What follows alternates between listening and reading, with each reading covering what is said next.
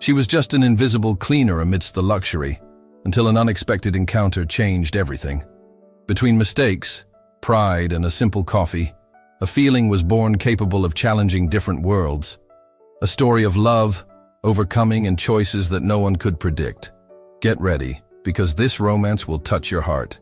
Subscribe to the channel, leave your like, and tell us in the comments where you're watching from. Sometimes the most unexpected touch can awaken the most dormant soul. The aroma of freshly ground coffee crossed the narrow street like an invisible invitation. It was a perfume that didn't ask permission to enter the senses. It simply invaded, provoked memories, created desires. In the small apartment above the coffee shop, Emma opened her eyes before the alarm clock even rang. The smell of roasted beans was already rising through the floorboard cracks, announcing that her mother had started the routine downstairs. It was like this every day, waking up cradled by the aroma that had sustained her family for 3 generations. Sitting on the edge of the bed, she contemplated her rough hands. They weren't the delicate hands a 27-year-old woman should have. They were hands that told stories of carried buckets, of chemicals, of scrubbed floors in luxury hotels where she would never be invited as a guest. Hands of someone who lived between 2 worlds, the coziness of the family coffee shop during the day and the invisibility of night cleaning. In the halls where the elite gathered, the reflection in the small, cracked mirror showed a beautiful but tired face. Deep brown eyes that seemed to carry the weight of unrealized expectations. Black hair tied simply. An unpretentious beauty, which went unnoticed among the corridors of the Grand Hotel Manchester, where she had worked for 4 years as a night cleaner. Today will be different, she murmured to herself, repeating the daily mantra that kept her moving. But Emma didn't know how true that promise would become. The night arrived, as always, imposing and indifferent. The ballroom of the Grand Hotel Manchester gleamed under golden lights that ricocheted off the crystals of the immense chandeliers. Tonight's event was a reception for international investors. Businessmen in impeccable suits and women in dresses that cost more than a year of her salary laughed and conversed as if the world belonged to them. And, in a way, it did. Emma moved around the edges of the ballroom, collecting empty glasses and discreetly cleaning any spills. The rule was clear: be invisible. Do your job without being noticed. That's how the rich prefer it. The magic of having everything clean without ever seeing who cleans. "Miss, I need more napkins at table 3, said a hurried waiter, without even looking into her eyes. While getting napkins from the service cart, her eyes captured a figure that stood out even in that environment full of important people.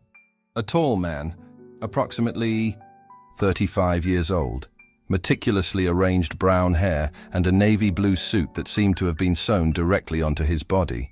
It wasn't just his appearance that drew attention, but the way everyone behaved around him, with an almost reverential deference. "Who is that?" she asked discreetly to a passing waiter. "Michael Richardson, the owner of this hotel and half the real estate developments in the city.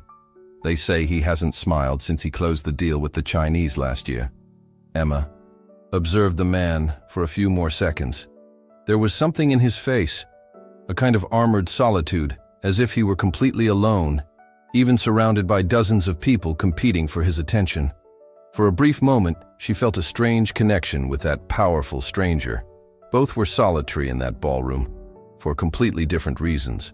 The thought dissipated when the service manager gestured for her to clean a broken glass near the buffet. Quickly, Emma grabbed the small bucket and cloth she carried and headed to the indicated spot. She knelt discreetly, carefully collecting the crystal shards so as not to draw attention. It was then that everything changed. A waiter, precariously balancing a tray of canapés, was pushed by an intoxicated guest. Trying to regain balance, he violently bumped into Emma. The impact made her stagger backward, and her body collided with someone passing by. In the next instant, she felt something that made her freeze. A hand firmly touching her bottom. The reaction was instinctive, visceral. Years of preserved dignity, even in the most humiliating situations, exploded in a single gesture. She turned and, without thinking, her hand struck the man's face with a slap that echoed through the ballroom like thunder in a silent night. You pervert! Her voice cut through the air, charged with fury and humiliation. The entire ballroom plunged into a stunning silence. Conversations ceased. Glasses stopped in midair, and all eyes converged on the unthinkable scene. A simple cleaner with her hand still raised, and before her, Michael Richardson, the powerful businessman with the red mark of 5 fingers stamped on his aristocratic face. Time seemed to freeze. Emma felt the blood drain from her face when she realized who she had just assaulted. Her heart beat so hard it seemed to want to escape through her throat. In seconds, she saw her entire life crumble. The lost job, the bills, the help she gave her mother at the coffee shop. Michael brought his hand to his face, eyes wide in absolute shock. Never, in all his privileged life, had anyone dared to touch him that way, much less an employee, much less in public. It was an accident, I swear, he tried to explain, his voice betraying his nervousness. The waiter bumped into me, I didn't mean to. But then, in a fatal error born from embarrassment and the habit of turning everything into a joke to save face, he added, "Maybe you even enjoyed it." A murmur ran through the ballroom. Discreet giggles, complicit glances among the male guests. Emma's face, which had paled, now burned with indignation. It was no longer just fear of unemployment. It was wounded dignity, public humiliation, the reduction of her entire being to a body that could enjoy being touched without permission. "Enjoy?" She exploded, her voice trembling not with fear, but with rage.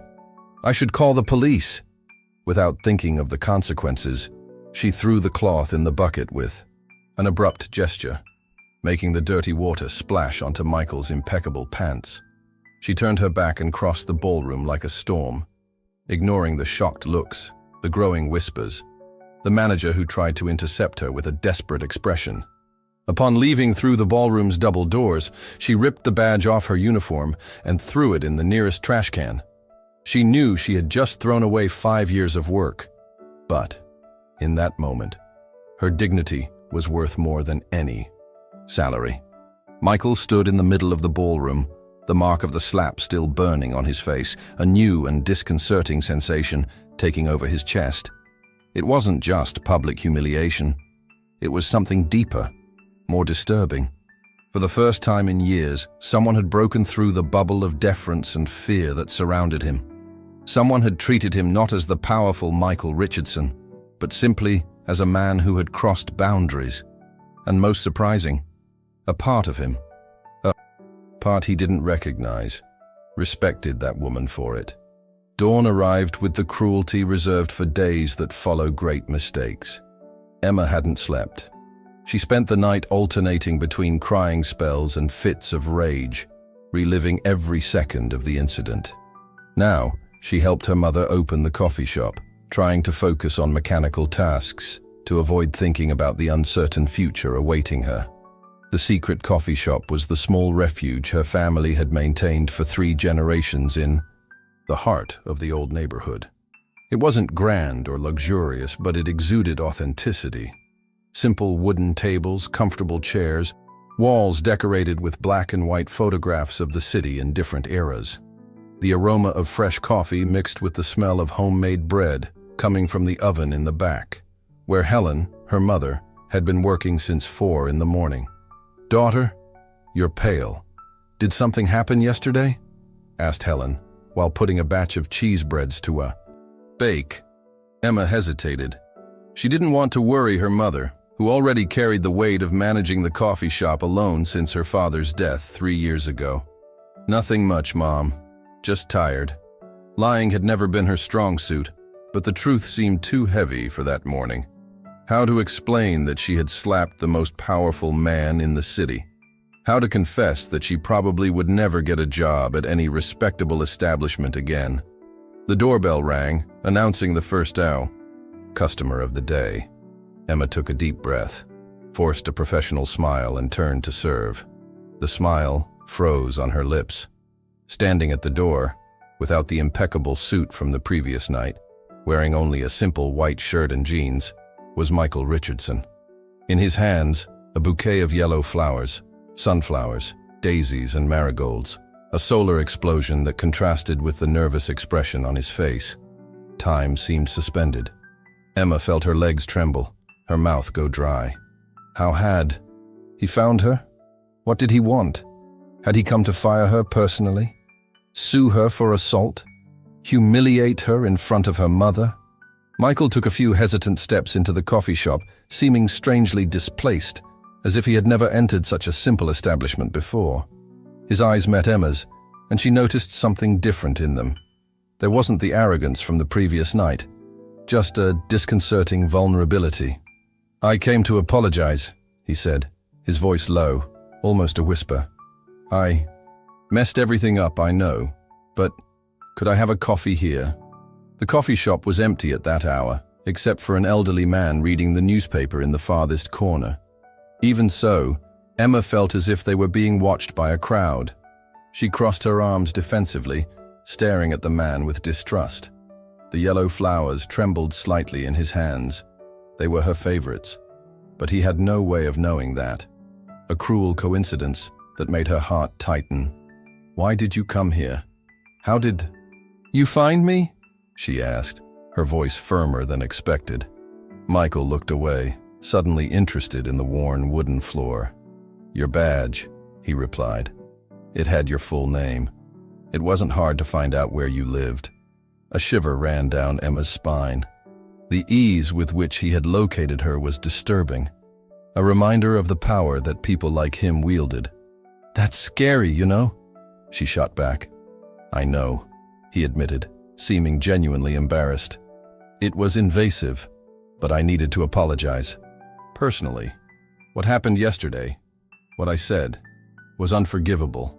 Helen emerged from the kitchen at that moment, drying her hands on her apron. Her eyes passed from the well-dressed stranger to her visibly tense daughter, and immediately her maternal instinct kicked in. "Is everything all right, daughter?" she asked, positioning herself protectively beside Emma. "Yes, Mom. This is a customer."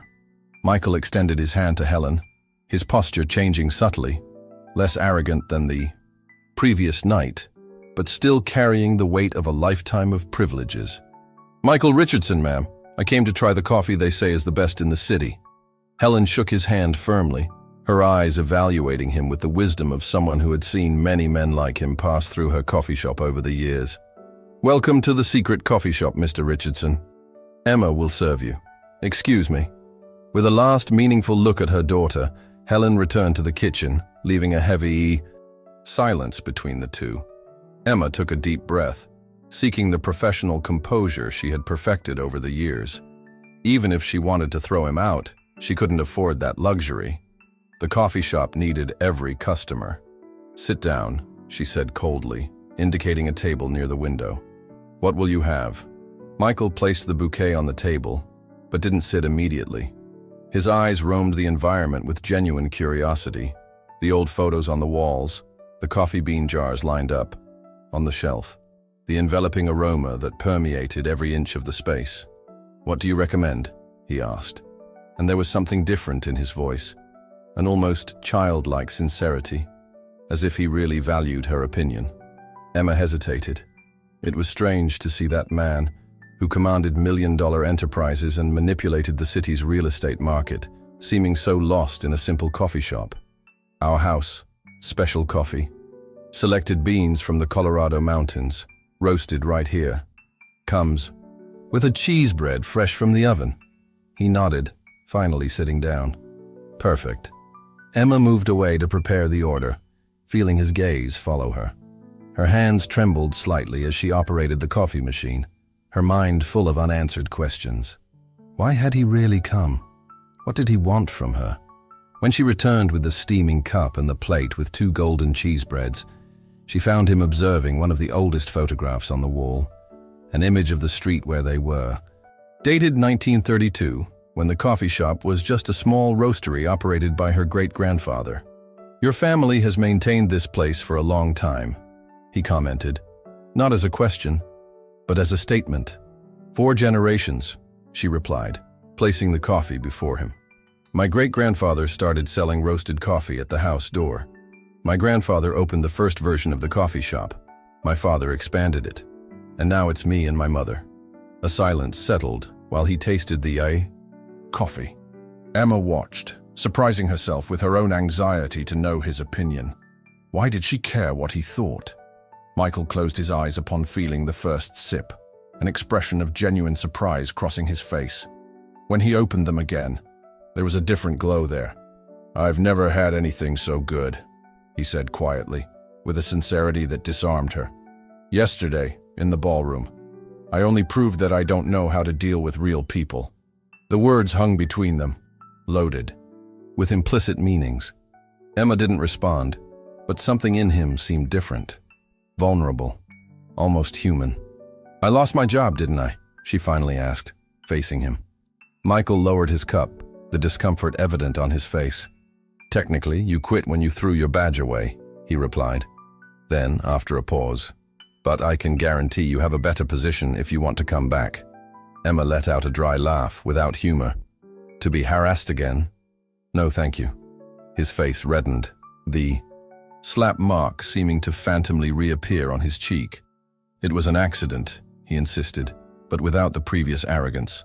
"I really didn't intend to, but what I said afterward, that has no excuse." Emma studied him for a moment, trying to reconcile the arrogant man from the previous night with this apparently repentant version before her. "Why do you care? You must have dozens of employees quitting or being fired every day."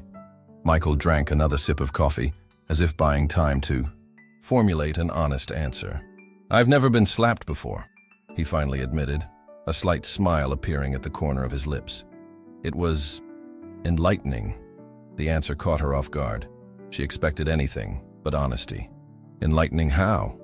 "As a reminder that I live in a bubble where everyone agrees with me, even when I'm wrong, where no one challenges me, where I'm treated as if I were something more than just a fallible man." He paused, his eyes meeting hers. "Thank you for reminding me that I'm not." The doorbell rang again, breaking the moment. Regular customers began to enter, and Emma moved away to serve them, grateful for the interruption. Michael's words had provoked something unexpected within her, a confusion she didn't know how to process. When she returned to his table, Michael had already finished the coffee and was standing, leaving several bills under the cup, much more than the order's value. "The coffee was truly extraordinary," he said, extending the bouquet he had brought to her. "And my apologies, sincere." Emma hesitated before accepting the flowers, a gesture that seemed to carry a weight greater than it appeared. "Thank you," she replied dryly, still unable to completely lower her guard. Michael nodded, turned to leave, but stopped at the door, as if remembering something important. "May I come back tomorrow?" he asked, and there was an almost childlike vulnerability in his voice. The question caught her off guard. "What for?" He smiled, a smile different from what he displayed on business magazine pages, less calculated, more genuine. "To have the best coffee in the city, of course." And without waiting for an answer, he left, leaving behind the expensive perfume that contrasted with the cozy aroma of the coffee shop and a confused Emma holding yellow flowers that perfectly matched the faded curtains her mother loved so much. The following days brought an unexpected routine. Michael returned the next morning, again, ordering the house coffee, and the next day, and the next. Each visit gradually became longer, conversations evolving from tense monosyllables to cautious dialogues. In the first week, he always sat at the same table near the window, bringing small gifts that demonstrated a disconcerting attention to details that Emma let slip during their brief conversations. A poetry book she had mentioned casually, a small plant for the counter that was empty, a package of artisanal cookies from a neighboring town she had commented she'd never visited. Emma remained suspicious, the barriers erected by the first unpleasant encounter still firm, though beginning to show small cracks. It was difficult to reconcile the arrogant man from the ballroom with this persistent customer who seemed genuinely interested in the coffee shop's history, preparation methods, and small neighborhood stories. It was in the second week that something changed. Michael arrived earlier than usual, finding Emma alone, organizing freshly arrived beans. Without his usual suit, wearing only a rolled-sleeve shirt that revealed strong forearms, He seemed less intimidating, more accessible. "Can I help?" he offered, watching her struggle with the heavy coffee bags. Emma raised an eyebrow, skeptically. "Have you ever carried anything heavier than a gold pen in your life?" He laughed, a surprisingly relaxed sound for someone with his reputation for seriousness. "Touché, but I can learn." To her surprise, he actually rolled up his sleeves and helped her organize the bags, following her instructions with a humility that didn't match his social position. At some point, while explaining the differences between beans from various regions, Emma realized she was smiling. A genuine smile, not the professional smile she reserved for customers. At the end of that morning, sitting at the table with cups of experimental coffee they had prepared together, an unexpected confession. "I know how to negotiate." "Millions," he said, contemplating the dark liquid in his cup. "But I've never prepared anything with my own hands. I want to learn." Emma laughed openly, the first true laughter they shared. A man who can barely hold a kettle wants to learn to make coffee? Why? Michael kept his eyes fixed on the cup, as if the answer were hidden in the coffee's depths. "Because when I'm here, I feel real, as if the rest of my life were just an elaborate performance." The raw honesty of the response completely disarmed her. In that moment, she didn't see the millionaire, the businessman, the powerful man. She saw only someone seeking something authentic in a world of calculated falsehoods. It was Helen who, surprisingly, encouraged the idea born from that conversation. "Teach him," she told her daughter that night, while they closed the coffee shop. "Every man deserves the chance to learn to create something with his own hands." "Even a man like him?" questioned Emma, still reluctant. Helen smiled, the wisdom of decades shining in her tired eyes. "Especially a man like him. Maybe that's what he needs most." And so, the lessons began. Every morning, before the coffee shop officially opened, Michael arrived to learn the secrets of perfect coffee. The first attempts were disastrous. Spilled coffee, burned milk, an espresso machine that almost exploded under his inexperienced hands. But he didn't give up.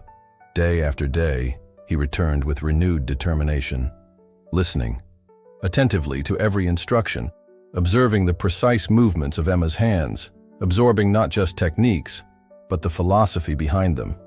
"Coffee isn't about technique," she explained, guiding his hands to grind the beans to the exact measure. "It's about care. Each cup is made for someone specific, who needs to start the day a little happier." He listened in silence, as if each word were a revelation, a teaching that transcended the simple act of preparing a drink. Gradually, without them realizing, the barriers between them began dissolving. Conversations became more personal, deeper. She spoke about her father, deceased 3 years ago, who had taught her everything about coffee, about dreams of expanding the coffee shop that she had postponed to help her mother, about nights working at the hotel that had paid for her gastronomy classes, interrupted by financial necessity. He, in turn, revealed fragments of a life that, despite privileged, carried its own shadows, the constant pressure to maintain the empire built by his father, the loneliness of relationships based on interest, sleepless nights worried about numbers, contracts, and acquisitions, while real life happened in places like that small coffee shop. "Sometimes I think I inherited everything, except the ability to enjoy anything," he confessed one morning, while they cleaned the coffee machine together. Emma, surprised by the confidence, found herself sharing a truth she had never verbalized. "And I sometimes think I learned to enjoy everything, except the ability to achieve anything." Their gazes met over the coffee machine, a moment of mutual understanding that transcended the social differences separating them. In that instant, they were just two people recognizing something fundamental in each other, an incompleteness that somehow seemed less painful when shared.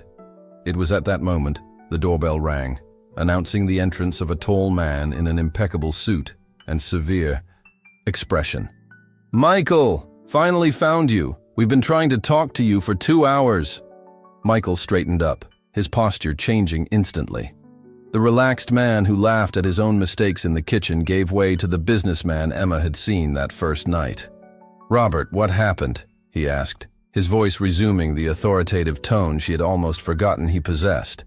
The newcomer cast a disdainful look at the coffee shop, at Emma, at Michael's coffee-stained hands. "What happened? You disappeared. We have the meeting with the Chinese investors in an hour, and you're playing barista." The words fell like stones in the previously welcoming environment. Emma felt her face burn, the old feeling of inadequacy returning with full force. Suddenly, she was transported back to that night at the ballroom. Invisible, inferior, out of place. Michael seemed momentarily disconcerted, caught between two worlds that should never have met. "I'll be there, Robert. Give me a few minutes," the man huffed, impatient. "A few minutes? Michael, this is a waste of time. We have million-dollar contracts to close, and you're here with... His eyes looked Emma up and down. "With people who aren't part of your real world." The room seemed to freeze. The words hung in the air, heavy, cutting. The real world. As if that coffee shop, those people, those mornings were just a fantasy, a temporary deviation from the reality that really mattered. The world of business, power, money. Emma felt something break inside her. All the closeness built over recent weeks, all the conversations, all the shared laughter. Everything suddenly seemed like a childish illusion. Of course she wasn't part of his real world. How could she forget that? Even for a moment. She waited for Michael to say something, to defend the coffee shop, to defend her. But he just stood there, divided, his face a mask of internal conflict. It was the lack of reaction that hurt most. "Go," she said finally, her voice low but firm. "Your millions are waiting." Without looking back, she headed to the kitchen, leaving Michael alone with his partner and the weight of worlds that insisted on remaining separate. Michael's absence in the following days was deafening. Emma surprised herself with the emptiness his presence had filled without her realizing. The table by the window, now occupied by anonymous customers, seemed strangely displaced, as if it were reserved for someone who would never arrive. Helen observed her daughter with perceptive eyes, noticing the frequent glances toward the door, the way she became more attentive to the sound of the bell. "He's not coming anymore?" she finally asked, while they closed the coffee shop on a particularly quiet night. Emma shrugged, feigning indifference. "Probably found a hobby more compatible with his real world," she replied, unable to completely hide the bitterness in her voice. Helen sighed, placing her wrinkled hands over her daughter's. "You know, when I met your father, he was the son of the richest grocery store owner in the neighborhood. I was just the baker's daughter. Our worlds also seemed distant." Emma raised her eyes, surprised. She had never heard this version of the story. "But you were from the same neighborhood, Mom. From the same social class." Helen laughed softly, her eyes lost in memories from half a century ago. "For families of that time, we were from different planets. Your grandfather thought I was a nobody, unworthy of the only son who would inherit everything. The difference is that your father had the courage to choose what he really wanted, not what they expected of him." The words hung between them, loaded with unspoken meanings. Emma didn't respond, but the words penetrated deeper than she'd like to admit. That night, lying in the simple bed of the apartment above the coffee shop, she thought about Michael, not the arrogant millionaire from the hotel, nor the clumsy apprentice from the coffee shop, but the divided man between two worlds she had glimpsed in his eyes that last day. A man who perhaps had never had the chance to discover who he really was, beyond the expectations surrounding him since birth. For the first time, she allowed herself to miss him. A week passed. Then two. Life at the coffee shop followed its usual rhythm, as if the mornings shared with Michael had been just a passing dream. Emma returned to job hunting, sending resumes to hotels and restaurants, though without great enthusiasm. The mark of public humiliation had dissipated, but the loss of nighttime salary was beginning to weigh on the family budget. It was on a rainy Wednesday that the doorbell rang once more, bringing not just a customer, but a proposal that would change everything. Michael entered, soaked by the torrential rain, his usually impeccable hair stuck to his forehead, his expensive shirt transparent from the water. There was no longer the intimidating elegance of before. just a drenched man, seeming strangely vulnerable. Emma froze behind the counter, the cup she was drying forgotten in her hands. The coffee shop was empty due to the storm, amplifying the loaded silence between them. "I've been thinking," he said without preamble, approaching the counter with determined steps, leaving a trail of water on the clean floor. "The store next to your coffee shop is empty." It wasn't what she expected to hear. Of all possible first words after. Weeks of silence, that observation about real estate caught her completely off guard. "Yes, Mr. Williams closed the shoe store months ago. What does this have to do with—" "I bought the space," he interrupted, his eyes shining with an intensity she knew well, the feverish energy that took him when he had an idea that couldn't wait. "I'm going to open a coffee shop." The words fell like stones in the silence. Emma felt the blood drain from her face, the understanding of what that meant. Hitting her like a physical blow, a coffee shop, next to the small and traditional secret coffee shop. A coffee shop certainly luxurious, modern, with resources she and her mother could never compete with. "You're going to destroy us," she whispered, her voice failing. Michael frowned, confused. "What? No. I want you to help me manage it. It will be an extension of here, not competition. A different concept, focused on special methods, gourmet coffees, a space for tasting and courses." Emma stared at him, unable to process what she heard. "Why?" was all she could ask. Michael ran his hand through his wet hair, a nervous gesture she had learned to recognize. "Because I've never felt as alive as in the mornings here, learning something real, creating something people truly appreciate. I don't want to go back to meetings where we only discuss numbers, margins, acquisitions. I want to create something with my own hands." The sincerity in his voice was palpable, but Emma couldn't ignore the reality separating them. "And your business? Your empire? Your real world?" she asked, the last words loaded with bitterness. Michael took a step forward, diminishing the distance between them. "I have competent administrators. I don't need to be at every meeting, sign every document. I can delegate. I can restructure. I've been doing this for the past weeks." Emma shook her head, still incredulous. "And that partner of yours? What does he think of this new diversion?" A shadow passed over Michael's face. "Robert thinks I've gone crazy. Maybe he's right." He paused, then added lower. "Or maybe I'm finally regaining my sanity." Helen emerged from the kitchen at that moment, her astute gaze evaluating the situation in seconds. With the wisdom of someone who had witnessed many dramas over her lifetime, she limited herself to serving a steaming cup of coffee to the soaked visitor. "Drink this before you catch a cold, young man," she said simply, before returning to the kitchen with a discreet smile at her daughter. The simple gesture seemed to break part of the tension. Michael accepted the cup gratefully, his fingers briefly touching Emma's in the process. A brief touch that sent an electric current up her arm. "Why me?" Emma finally asked, her voice softer. "There are professional baristas, gastronomic consultants, people with much more experience and training." Michael drank a sip of coffee, his eyes never leaving hers.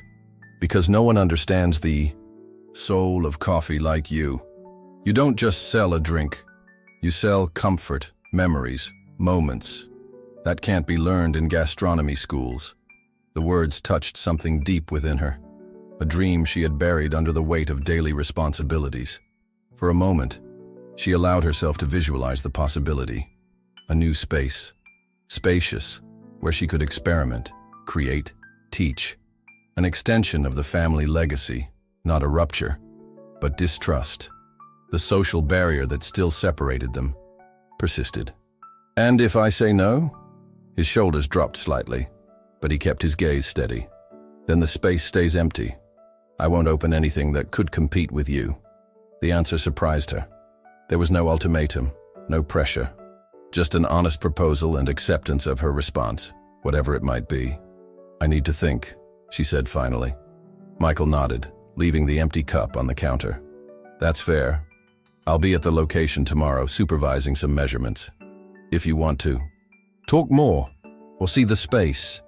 He left the sentence in the air, an open door to possibilities. When he left, the coffee shop seemed suddenly larger and quieter. Emma stood still for long minutes, her mind full of contradictory scenarios, opportunities and traps, dreams and fears, all mixed in a confusion she couldn't unravel. The night brought insomnia and internal debate.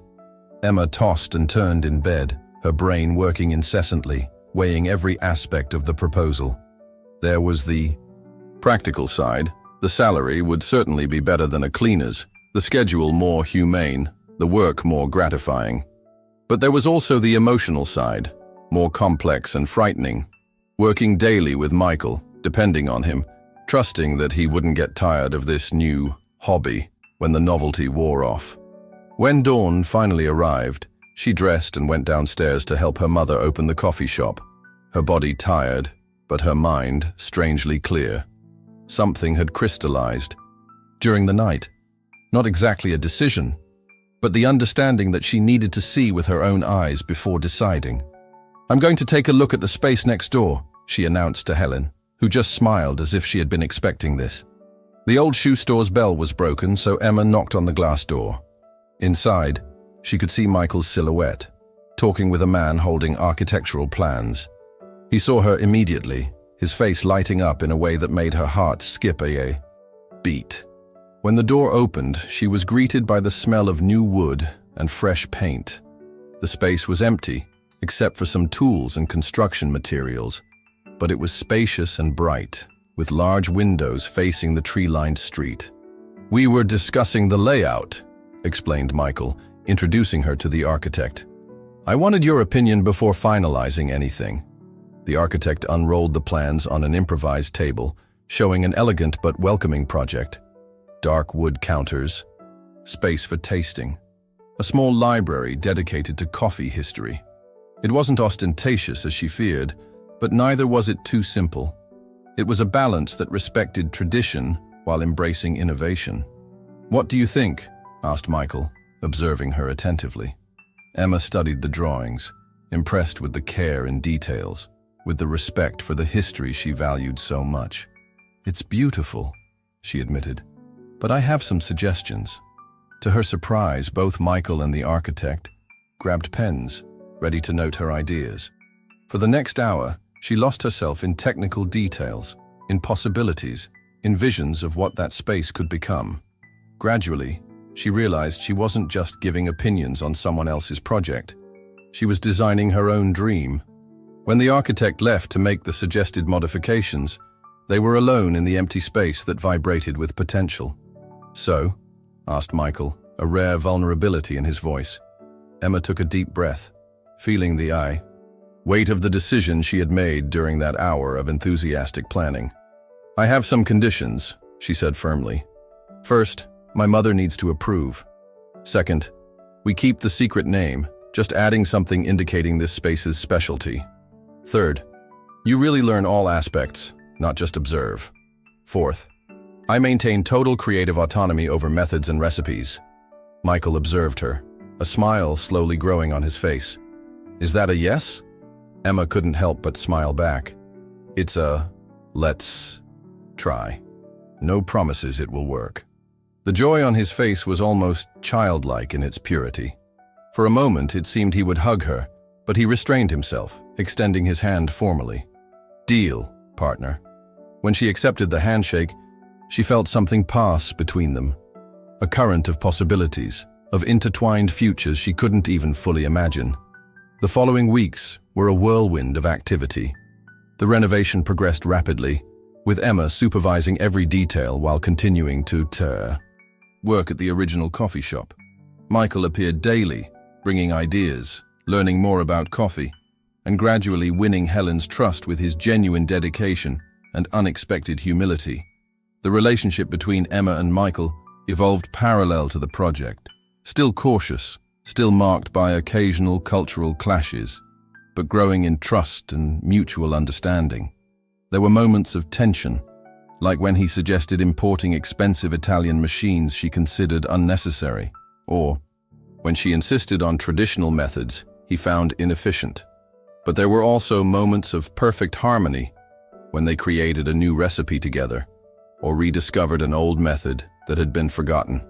It was during these weeks of intense work that Emma began to see beyond the businessman's facade. The deep loneliness that had accompanied him since childhood, the constant pressure to maintain the family legacy, the secret fear of never being enough on his own merits. And he, in turn, discovered in her not just the talented barista, but the woman of fierce determination who had overcome social and economic limitations through hard work and unshakable dignity. The inauguration was scheduled for a sunny Friday in spring. Secret Coffee Shop, Coffee Atelier, was the chosen name, an elegant but discreet sign announcing the new adventure.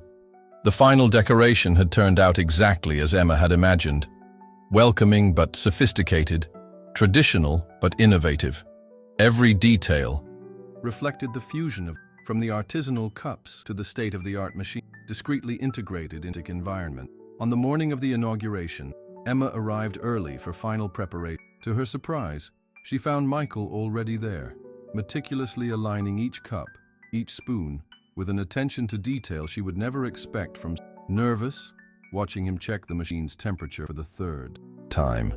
He smiled, his face illuminated by an energy she had learned to love. Terrified, he admitted. It's the first time I'm creating something with my own hands. Something people will judge for what it is, not for the name it carries. There was so much vulnerable honesty in that confession that Emma felt her heart tighten. Without thinking, she approached and adjusted his tie, an intimate gesture that surprised them both. It's going to be incredible, she assured, her voice softer than intended.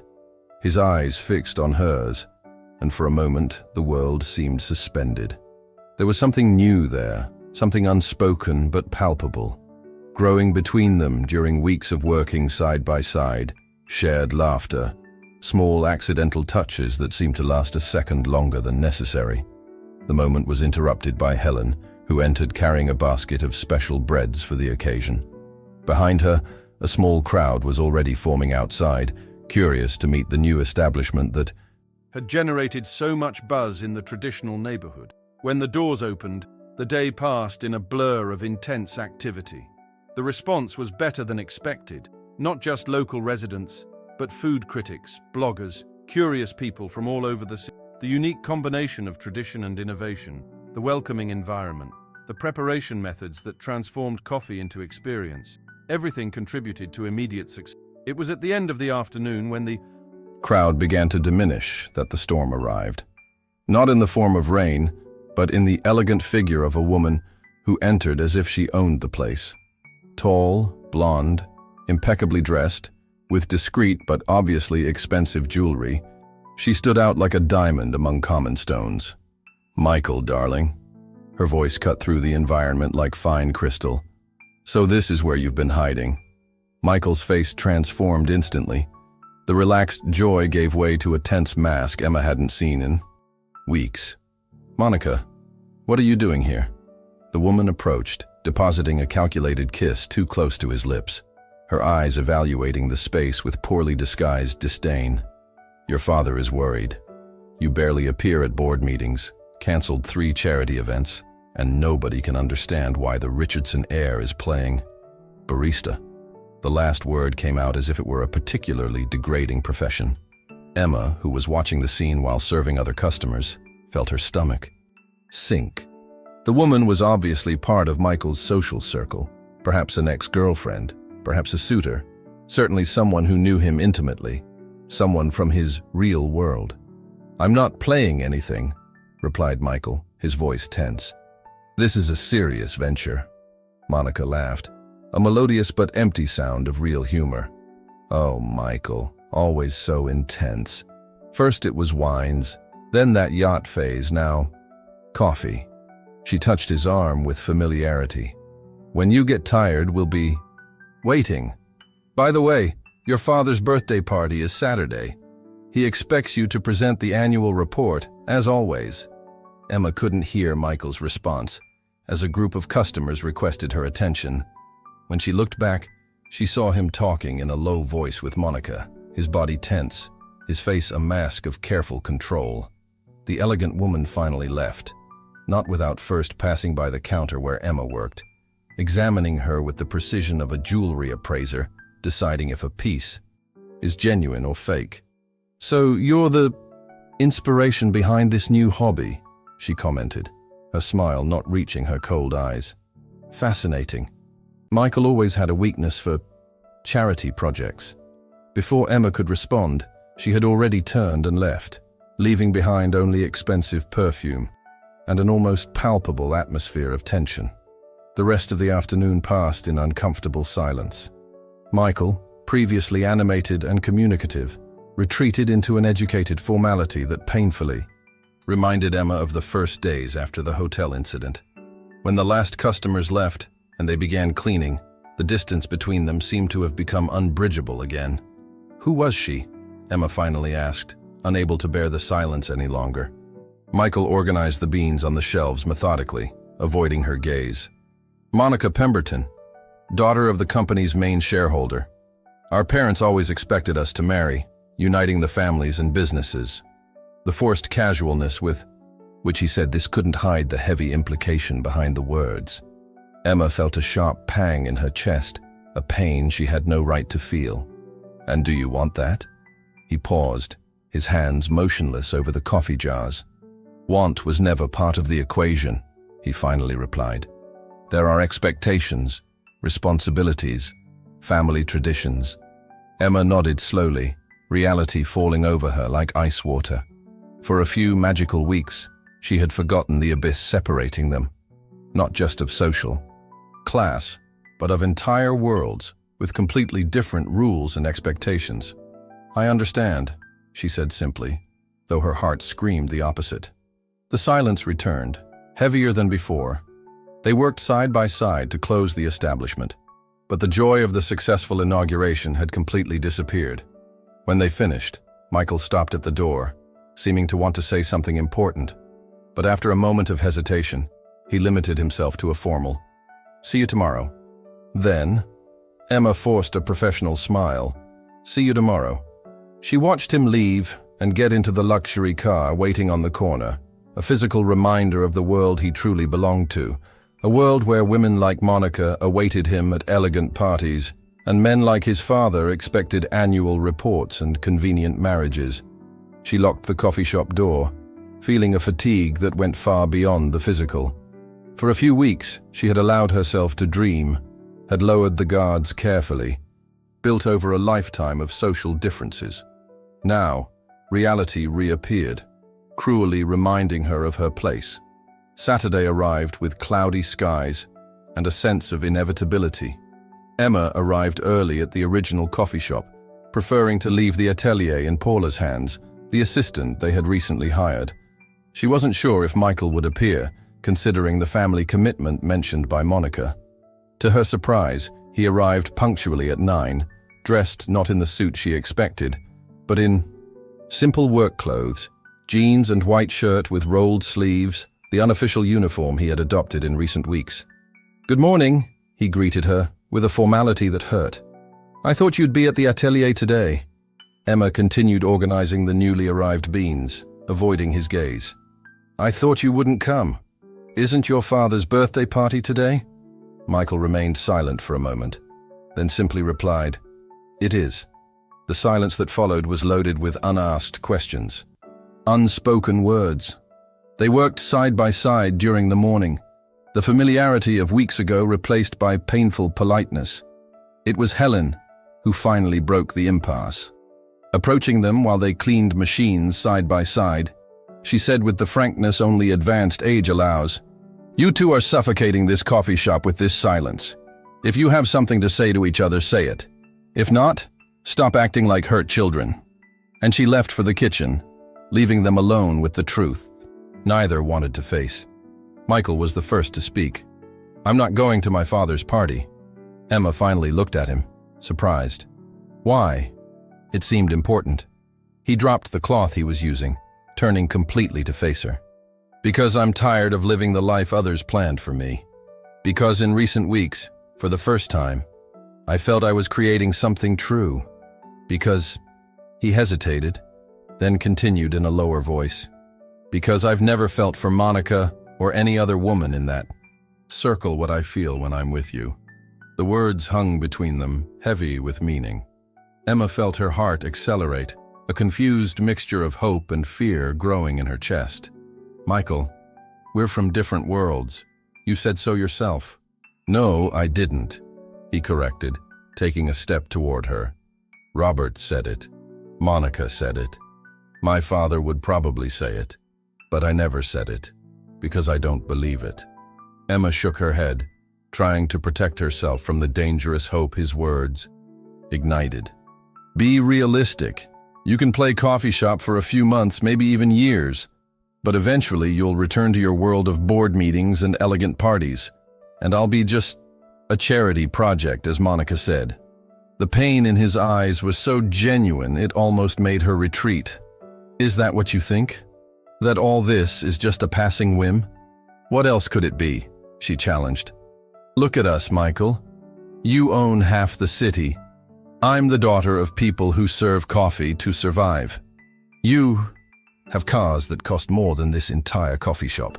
I save for months to buy a new pair of shoes. Michael ran his hand through his hair, frustrated. And does that matter? Really matter? In recent weeks, we created something together. Something real. Something that makes people happy. That has meaning. You taught me more about life, about purpose, about genuine happiness than 20 years in the corporate world.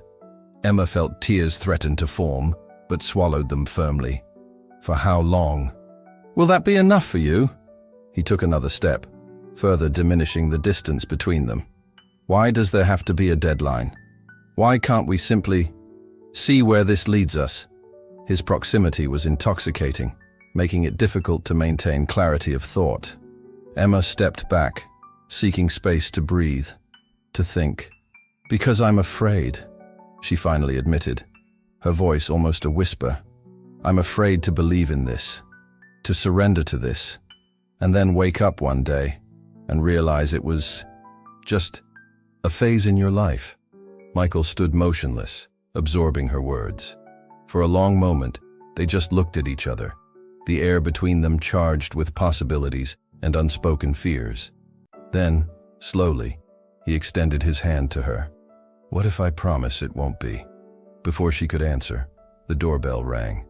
A group of tourists entered, talking loudly, breaking the intimate moment. Emma quickly moved away, reassuming the professional role of barista, while Michael stepped back to give her space. The rest of the day passed in a whirlwind of customers and work, with no chance to continue the conversation. When night arrived and they closed the coffee shop, Michael just said a silent good night before leaving Emma alone with tumultuous thoughts and a heart divided between fear and hope. The following days brought an uncomfortable truce. They worked together with professional efficiency, but the intimacy of previous weeks had disappeared. Michael continued to appear, daily dedicated to the project, but something had changed. There was a resignation in his eyes, a silent acceptance of the limits she had imposed. It was on a rainy Wednesday that everything changed again. Emma was at the atelier, experimenting with a new bean mixture, when Paula entered hurriedly. Emma, you need to see this. It's on TV right now. Confused, she followed the assistant to the small television installed in the employee area. On the screen, to her complete shock, was Michael, sitting in a national morning show studio, answering questions from the famous host. So this new project is serious? Asked the host, with a slightly skeptical smile. Michael, dressed formally but without his usual rigidity, smiled with a sincerity that hit Emma directly in the heart. It's the most serious project of my life, he replied. I met someone who showed me that life isn't just numbers and status. It's care, purpose, affection. This woman taught me more than any MBA. And yes, I'm completely in love with her. The cup Emma was holding slipped from her fingers, shattering on the floor. The sound seemed distant, irrelevant. All she could hear were those words, repeating in her mind, completely in love with her. On the screen, the host smiled, clearly enchanted by the unexpected story. And does this woman know this? Michael looked directly at the camera, as if he could see her through the screen. She knows she changed my life, but I don't know if she believes it's forever. I hope to convince her. Emma's legs weakened. Paula held her by the arm, laughing enchanted. He's talking about you. Michael Richardson is declaring himself to you on national TV. It was too surreal to process. Michael, the man who could have any woman from high society, was publicly declaring feelings for her. A simple barista, daughter of a working family, an ex-cleaner who had dared to slap his face. Without thinking twice, she ran outside, ignoring the rain falling in torrents. She needed to see him, needed to hear those words directly from him, not through a screen. The TV studio was on the other side of the city, too far to run. She took a taxi, her heart beating so hard it seemed to want to escape her chest. During the entire journey, 1,000 contradictory thoughts crossed her mind. What if it was just a grandiose gesture without real substance? What if he regretted it tomorrow? What if the world separating them were truly unbridgeable? But among all the doubts, one certainty grew, undeniable and powerful. She was also in love with him. Not with the millionaire, not with the businessman, but with the man who had learned to make coffee with his own hands, who laughed at his own mistakes, who saw beauty in the simple things she had always valued. The taxi stopped in front of the studio, and Emma paid hurriedly, ignoring the change. The receptionist tried to stop her, asking for credentials, but she simply ran past, following the signs indicating the recording studios. When she finally found the right studio, she stopped at the door, breathless. Through the glass, she saw that the interview had already ended. Michael was standing, talking with the host, exchanging business cards, smiling politely. That professional smile she had learned to distinguish from the true smile, the one he reserved for mornings at the coffee shop. She hesitated. Doubt returned with full force. What was she doing there? Invading a national TV studio, soaked by rain, to confront one of the most powerful men in the city. The inequality between them had never seemed so glaring as in that moment. She was about to retreat when Michael looked toward the door and saw her.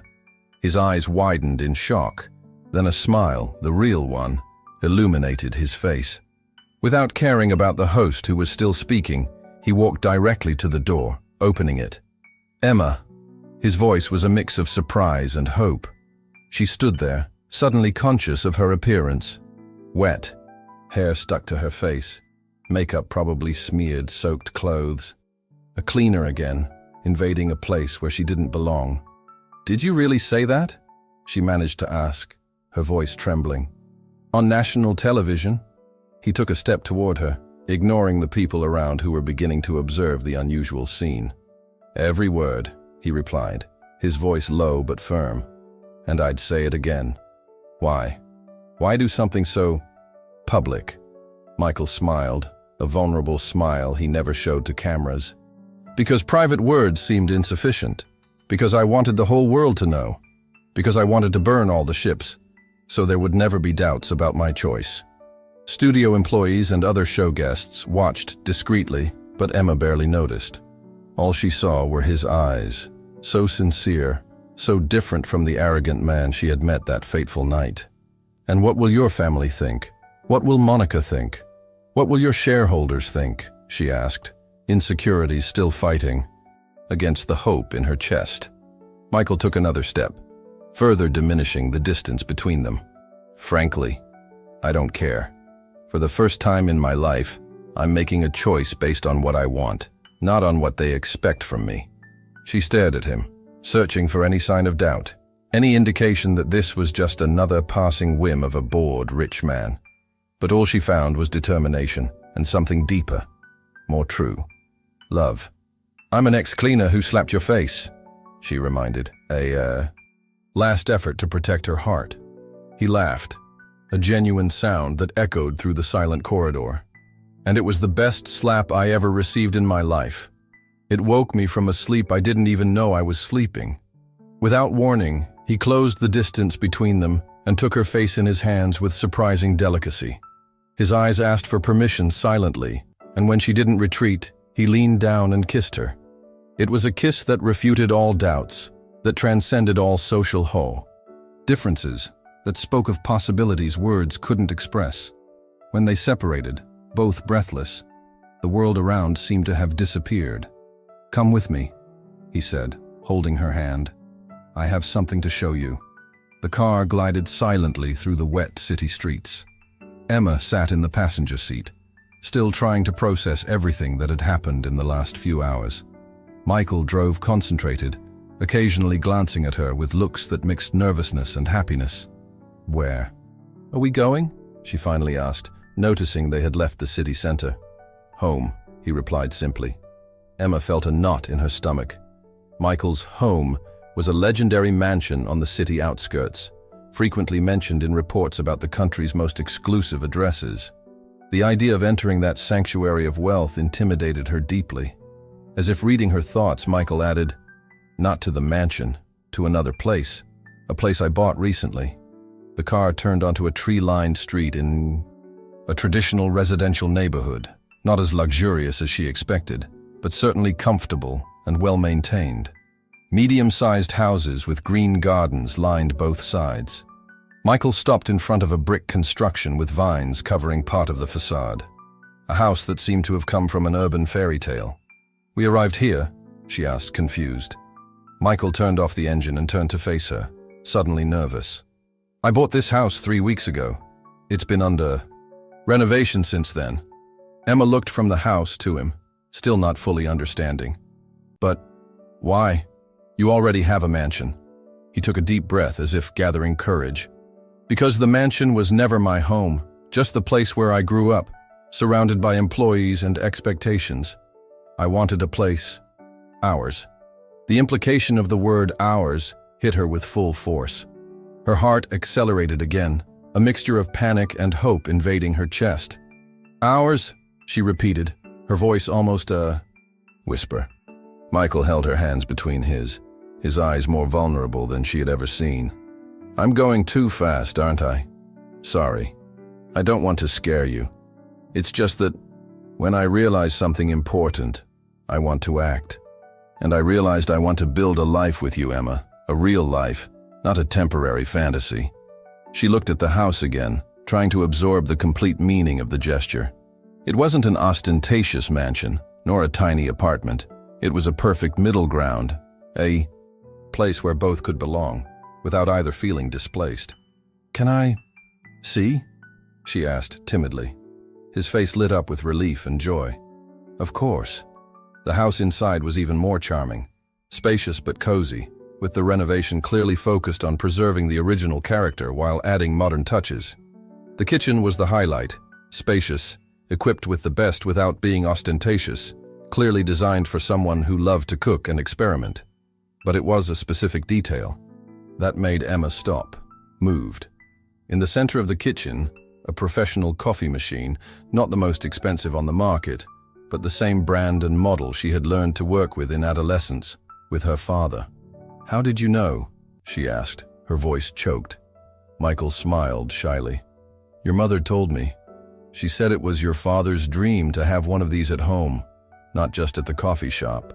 That small detail, more than the entire house, more than the declaration on television, hit Emma deeply. It wasn't just a grandiose gesture from a rich man. It was an intimate, personal gesture, based on truly knowing who she was, what she valued, what moved her. Without words, she turned and hugged him tightly, burying her face in his chest. His arms immediately enveloped her, as if that were the place they had always belonged. "Does this mean you'll give me a chance?" he asked quietly, against her hair. Emma pulled away just enough to look into his eyes. "It means I'm willing to try. No promises, no guarantees, just one day at a time." His smile illuminated his entire face. "That's all I ask." The following months brought challenges, as expected. The world didn't make the path easy for the unlikely couple. There were sensationalist headlines about the millionaire and the cleaner, malicious speculation about Emma's intentions, cruel comments from high society members who considered the relationship an affront to traditions. Michael's father initially refused, even to meet her, considering the relationship a late, rebellious phase of his son. Monica spread rumors about Emma's past, insinuating invented stories about how she had conquered the city's most coveted bachelor. But for each external obstacle, there was an internal confirmation of the choice they had made. The coffee atelier became a resounding success, attracting food critics, enthusiasts, and curious people from across the country. The perfect mixture between tradition and innovation, between Emma's ancestral knowledge and Michael's business vision, created something truly unique. Michael surprised everyone with his dedication to the project. He wasn't just a distant investor. He was there daily, learning, working, growing. Gradually, he delegated more responsibilities from his other businesses, focusing on what truly passionate him. And Emma flourished in her new role. With his support, she resumed gastronomy studies, developed new techniques, traveled to meet coffee producers in different regions. She was no longer just the coffee shop owner's daughter. She was a respected specialist, an experienced creator, an entrepreneur in her own right. It was on a quiet Sunday afternoon, 6 months after the atelier's inauguration, that Emma received an unexpected visit. She was alone in the original coffee shop, experimenting with a new mixture, when the doorbell rang. To her surprise, an elegant, gray-haired gentleman entered, looking around with contained curiosity. She recognized him immediately from photos.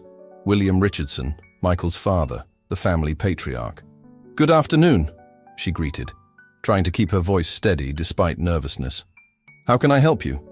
The man walked slowly to the counter, studying her with penetrating eyes so similar to his son's.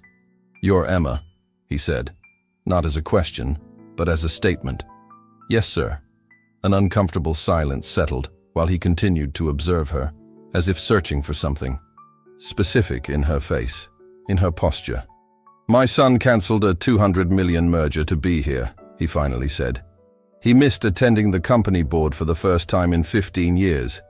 He refused to assume the presidency I prepared for him for decades." Emma remained firm, sustaining his gaze. "And you came to blame me for that?" To her surprise, a small smile appeared at the corner of the man's lips. "No, I came to thank you." The answer caught her completely off guard. "Thank me." William Richardson nodded, his face softening slightly. "My son smiles now. He speaks with passion. He has his own opinions, not just those I or the board expect from him. In 50 years of business, I learned to recognize when someone finds their true purpose." He paused, then added, lower, "And when someone finds true love." Emma felt emotion tighten her throat, unable to respond. "A coffee, please," he requested, sitting at the same table Michael always occupied. "I want to understand what so." Completely captured my son's heart. With slightly trembling hands, Emma prepared the best coffee she had ever made, putting into it not just technique, but all the love she felt. For the family establishment, for the art of coffee, and yes, for the man who had entered her life like a hurricane and transformed everything. When she served the steaming cup, William tasted it slowly, closing his eyes to savor. Upon opening them again, there was a glow of understanding. "Now I understand," he said, simply. That night, when Michael arrived home, the brick house they now shared, he found Emma sitting on the porch, contemplative.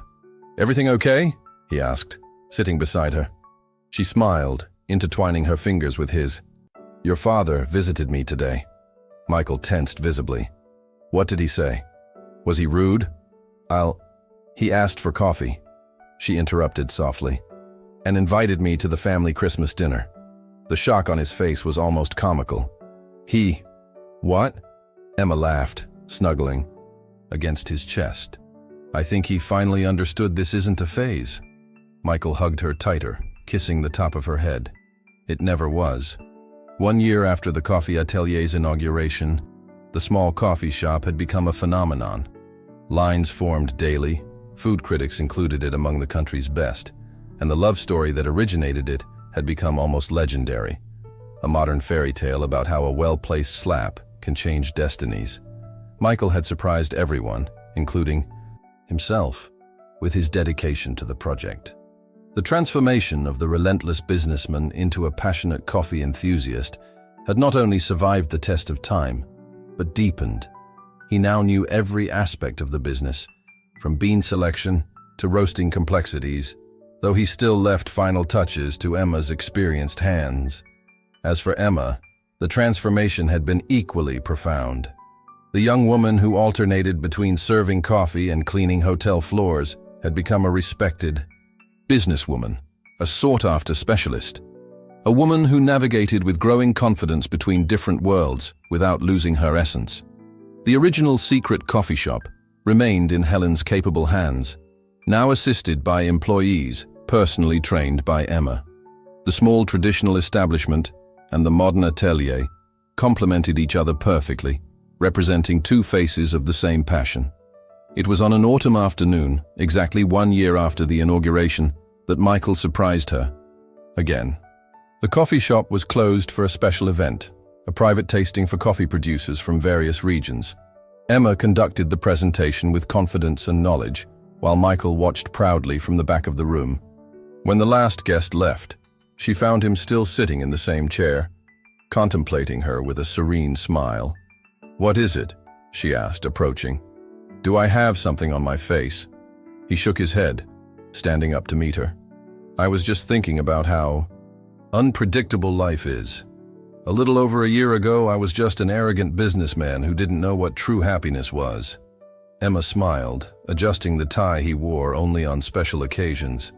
"And I was just a cleaner with a short fuse." Michael laughed, embracing her by the waist.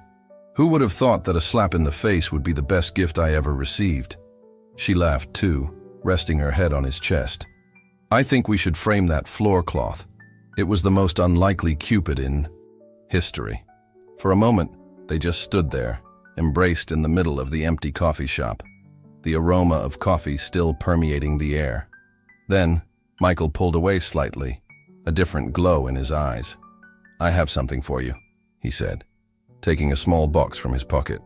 Emma's heart accelerated upon recognizing the characteristic shape of a jewelry box. But when he opened it, there wasn't a ring as she expected. Instead, an old and ornate key rested on black velvet. "What is this?" she asked, confused. Michael took the key delicately. "Do you remember when I told you about my grandmother? How she abandoned a life of luxury to marry my grandfather, then just a young entrepreneur without a name?" Emma nodded. It was a story he rarely shared. The true origin of the Richardson fortune, not in large corporations, but in the unlikely love between a young woman from high society and a visionary merchant. This was the key to their first store, a small warehouse that became the beginning of everything. My grandmother kept it until the end of her life, to remember that the greatest journeys begin with the most unlikely steps. With reverent care, he placed the key in her hands. She gave it to me before dying, saying to give it to the person with whom I wanted to build, not just an empire, but a meaningful life. Emma looked at the old key, feeling its historical and symbolic weight. When she raised her eyes again, she found Michael kneeling before her, now with a second open box, this one containing a simple but elegant ring with a small amber stone that reminded her of perfectly roasted coffee. "Emma Davis, you taught me the value of real things, of things made with one's own hands, of things born from the heart. Will you accept building a life with me? Not just businesses, not just houses, but a future where we can create something as authentic as the coffee we prepare together." The tears she had held back blurred her vision. For a moment, all the doubts and insecurities of the past tried to resurface. Social differences, separate worlds, inevitable obstacles. But looking at the man kneeling before her, she saw not the millionaire, not the businessman, but simply Michael, the man who had learned to burn toast just to be near her, who had faced family disapproval for her, who had found purpose in her hands. "Yes," she replied, her voice choked with emotion. "Yes, I accept." When he slipped the ring onto her finger and stood up to kiss her, the world outside, with its social differences, its prejudices, its rigid categories, suddenly seemed irrelevant. There, in the small universe they had created together, they were just two people who had found something rare and precious, a love that transforms. The wedding was held in the original coffee shop itself, decorated with yellow flowers and soft lights. It wasn't a grandiose ceremony as society expected from the Richardson heir, nor too simple to deny Emma's new reality. It was, like everything they created together, a perfect balance, intimate but meaningful, elegant but welcoming. Helen, radiant in a light blue dress, walked her daughter down the small improvised aisle between the tables. William Richardson, against all expectations, was in the front row, his austere face softened by a discreet smile of approval. When vows were exchanged, they weren't grandiloquent promises of eternal love, but practical and sincere commitments. Promises of patience on difficult days, honesty in moments of doubt, respect for each other's origins and dreams. During the small reception that followed, Helen stood up for a toast, her voice firm despite evident emotion. True love isn't finding someone perfect, but seeing perfection in imperfections. Michael and Emma remind us that differences the world sees as barriers can be bridges when there's courage to cross them. As the night progressed and guests celebrated, the couple found a moment of quiet in the small back garden. Under the starry sky, with the aroma of coffee and flowers mixing in the air, Michael held Emma's face in his hands, marveled by the journey that had brought them there. "You know what's most incredible?" he asked quietly. "What?" "That it all started with a misunderstanding. A bump, an accidental touch, an impulsive slap. How can something so perfect be born from such an imperfect moment?" Emma smiled, placing her hands over his. "Maybe because real life isn't about perfect moments, but about finding perfection in imperfect moments." And there, under the stars that silently witnessed, they sealed with a kiss the promise of a life that, like the coffee they loved to prepare, would be rich, intense, and extraordinarily ordinary. A unique mixture of complex flavors that could only result from the unlikely combination of two worlds that, against all odds, found in each other their true home. What began with a slap had transformed into the most unlikely and true of love stories, proving that sometimes the most unexpected touch can truly awaken the most dormant soul. If stories like this touched your heart, remember, the most transformative encounters frequently begin in the most unexpected moments. Don't miss the next stories of love and overcoming. Subscribe now, like this video, and tell us where you're watching from.